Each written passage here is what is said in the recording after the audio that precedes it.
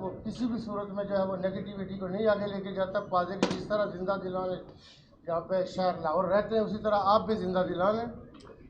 मैं ये समझता हूँ कि दो तरह की चीज़ें थी इस वक्त हमारी। एक वो लोग जो पाकिस्तान तहरीक इंसाफ के अंदर थे, जो अनडिसाइसिव पोजीशन में जो हमारे सूबाई मेंबरान कौमी और सेनेट के होते हैं कि जी डायरेक्शन क्या होनी है कैसे, तो उसके हवाले से आपने देखा कि मैं यहाँ लाहौर में बात करता रहा। दूसरा जो कौमी सतह पे हमारे मुल्क की जो इकानमी है इस वक्त बहुत बुरे हालात का शिकार है।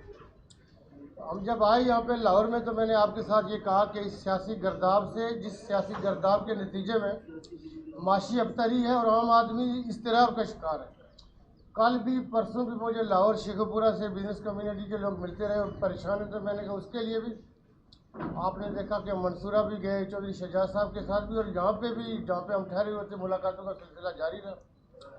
जहांगीर खान तरीन साहब पाकिस्तान तहरीक इंसाफ में पहले से मौजूद थे। जब मैं पाकिस्तान तहरीक इंसाफ में आया था तो उनके साथ बहुत अच्छा एक ताल्लुक, चूँकि बैकग्राउंड भी उनका और मेरा एक जैसा, यानी जो सियासत के साथ साथ बिजनेस भी करते हैं, तो ये बैकग्राउंड एक जैसा होने की वजह से बहुत सारी चीज़ों में आपकी जो अंडरस्टैंडिंग मौजूद होती है, चीज़ों को अंडरस्टैंड बेहतर किया जाता है।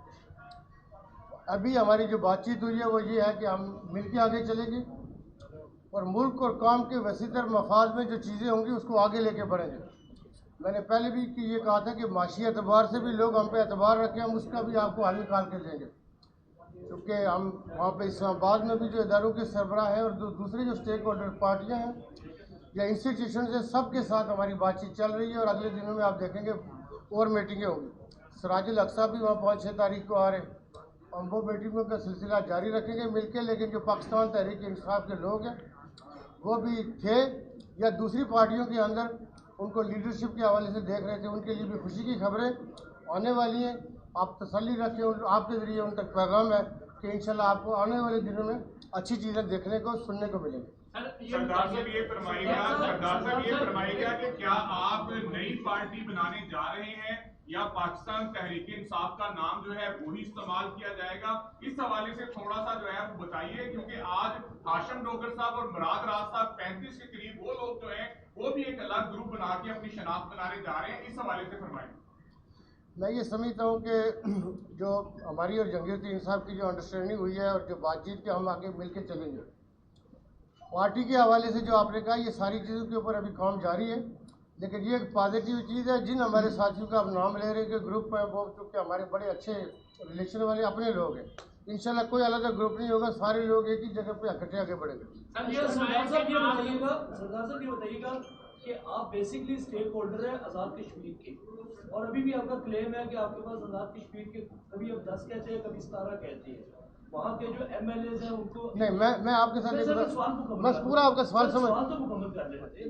शायद मैं साथ नगड़ियाल साहब को शामिल कर दूंगा सवाल में। आप ये कह रहे हैं आप स्टेक होल्डर हैं आज़ाद कश्मीर से, क्या आप जहांगीर खान तरीन साहब जो इस वक्त एक PTI के अंदर एक साउंड वॉइस बन के सामने आए हैं, क्या उनके साथ मिलकर अपने अरकान की जो बकाया दूसरे चले गए थे, क्या उन्हें वापस लेकर फिर वो आज़ाद कश्मीर पे पावर पॉलिटिक्स करना चाहते हैं? एक तो ये क्लियर कर दें। दूसरा, अपना नंगड़ियाल साहब आप पुराने दोस्त हैं तरीन साहब के, इस वक्त जो वेव चल रही है इस वेव के अंदर कितने लोग आपके साथ आ चुके हुए जो PTI के साथ थे, कितने आ चुके हुए, और फॉर्मल कब तक, क्योंकि आप तरीन साहब का दूसरे अहम आदमी हैं उनके अलावा, कब तक आप एक फॉर्मल पार्टी अनाउंस करने जाएंगे? पहले सरदार साहब आप मैं आपका सवाल उसमें देखिए गुजारिश ये कि जो आपने कहा ना कि मैंने ये कहा, तो मैंने कहीं नहीं कहा कि मैं आज़ाद कश्मीर का स्टेक होल्डर हूँ, मैं पाकिस्तान का स्टेक होल्डर हूँ। मैंने हमेशा ये बात की कि मैं कौमी सतह पर रोल अदा करता रहा हूँ और करने का ख्वाहिशमंद भी।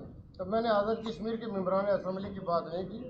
हमारे उन मेम्बरान में से एक भाई हमारे पास यहाँ बाएँ साइड पे चौधरी अली शान सोनी साहब यहाँ मौजूद हैं और आज़ाद कश्मीर के इंतहाई बावकार मेम्बरान असम्बली में शुमार होते हैं और इंतहाई मजबूत जो उम्मीदवार अगर कोई आज़ाद कश्मीर में कभी रहा है तो वो चौधरी अली शान सोनी साहब है।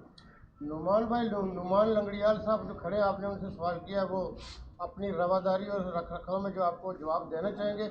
मेरा चूँकि इनका बनने वाला मामला देंगे, लेकिन मैं आपको एक चीज़ बताऊँ, पॉलिटिक्स के अंदर अगर मैं कल जाके आज़ाद कश्मीर में दोबारा रोल अदा करता हूँ, लेकिन मेरा मरकजी पार्टी के अंदर रोल होगा, क्योंकि हम अपनी पार्टी की आपको अनाउंसमेंट हुई है, क्योंकि आप तक शायद पूरी ना पहुँची, लेकिन अभी हमने कहा कि हम और जहांगीर खान तरीन साहब मिल के आगे बढ़ना चाहते हैं। हम इकट्ठे फैसले करेंगे, क्योंकि बहुत सारे फैसले हुए नहीं हैं, आपके साथ शेयर कर दें।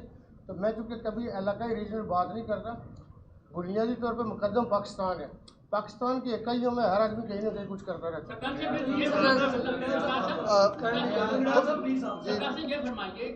सवाल का जवाब आ प्लीज सर, वो जो पार्टी अनाउंस करी है वो जी, मैं ये गुजारिश करूं, आपने बड़ा अच्छा सवाल किया है। और जिस तरह आपने पूछा है कि जी लोग हमसे रब्ता कर रहे हैं और कितने लोगों ने रब्ता किया है, सबसे पहले तो मैं ये कहूँगा कि मैं उन तमाम दोस्तों का शुक्रगुजार हूँ जो आज प्रेस कॉन्फ्रेंस कर रहे हैं और पीटीआई को छोड़ रहे हैं, क्योंकि ये बेसिकली अगर देखा जाए तो 9 मई के वाक़े की जिस तरह मज़म्मत की गई है, और ना सिर्फ ये मज़म्मत है बल्कि मैं समझता हूँ ये मुहिब्बे वतनी है कि फ़ौज एक ऐसा इदारा है जिसकी पूरी कौम जो है ना सिर्फ रिस्पेक्ट करती है बल्कि वो हमारी हिफाजत करते हैं।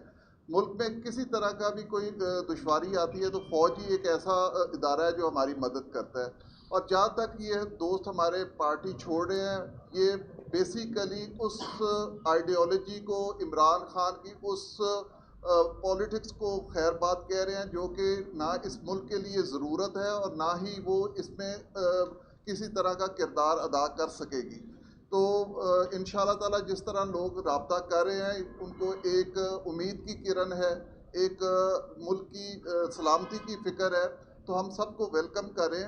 और इंशाअल्लाह ताला आप देखेंगे अनकरीब हम पूरी कोशिश के साथ अपने मुल्क के लिए बेहतरी करेंगे। साहब ये बताइएगा, उस्मान बुज़दार ने भी पार्टी छोड़ दी है, क्या उन्हें भी ग्रीन ग्रुप में आप शमूलियत की दावत देंगे? क्योंकि आपके उनके साथ मामला भी रहे हैं, तो अब उन्होंने भी पार्टी छोड़ दी है, उस्मान बुज़दार साहब ने, उनको भी दावत देंगे? बात ये है कि जो भी पीटीआई के नजरिए को छोड़ के आ रहा है हम उसको वेलकम करेंगे, हमारी किसी के साथ कोई मुखालफत नहीं है। ये बताएं कि जो तरीके साहब को छोड़कर रहनुमा आ रहे हैं, साहब का भाई कौमी असम्बली टिकट होल्डर के रखी, उनको तो आप शामिल कर लें, उनको आप मुतवज्जा कर रहे हैं, कायल कर रहे हैं।